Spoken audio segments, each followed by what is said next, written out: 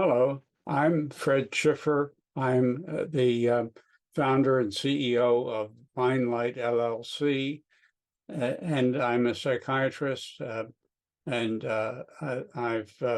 been working at McLean Hospital since I completed my residency there decades ago. And I've come up with a theory of psychology that has to do with the left and right brain. So it comes out of the split brain studies. And the idea is that we have a lot of evidence and about 30 publications, including abstracts, um, that support the hypothesis that the two brain hemispheres actually have distinct personalities to a degree, and that one of them is more troubled by past traumas, and the traumas are often difficult uh, uh, uh, to see and for the patient to appreciate the significance of. Um, so we have a treatment that we're testing we tested it with our phase 1 grant and with an earlier randomized controlled trial.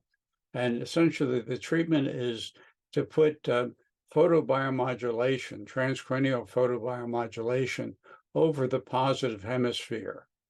We have a simple way of determining which is the positive hemisphere that comes out of the split brain studies. And uh, uh, it's a 4-minute light treatment. It's an LED that's 240 milliwatts per centimeter square on the skin.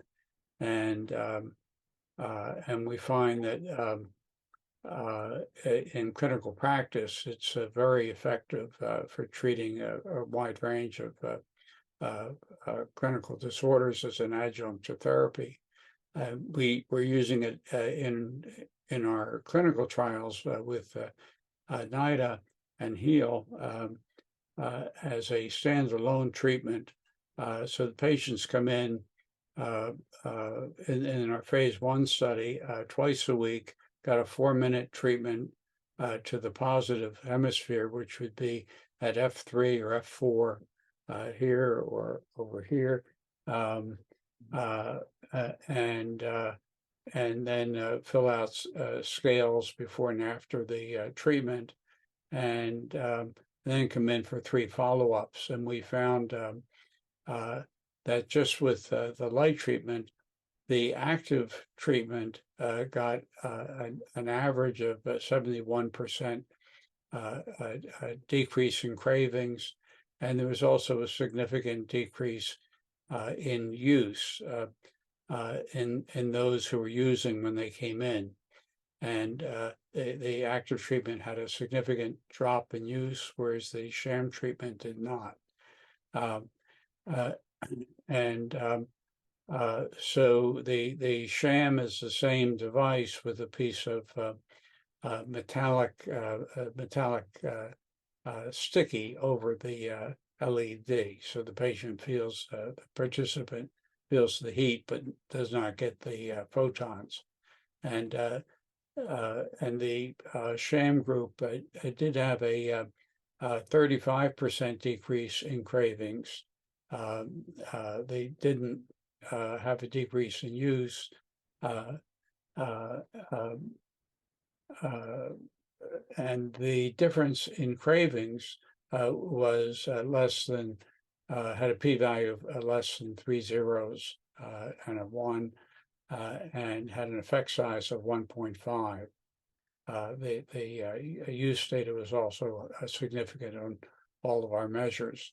So we now have a phase 2 grant, and there we're studying, we're beginning to study 65 subjects at each of 2 sites, so a total of 130 subjects, half of which at each site will get sham and half will get active treatment.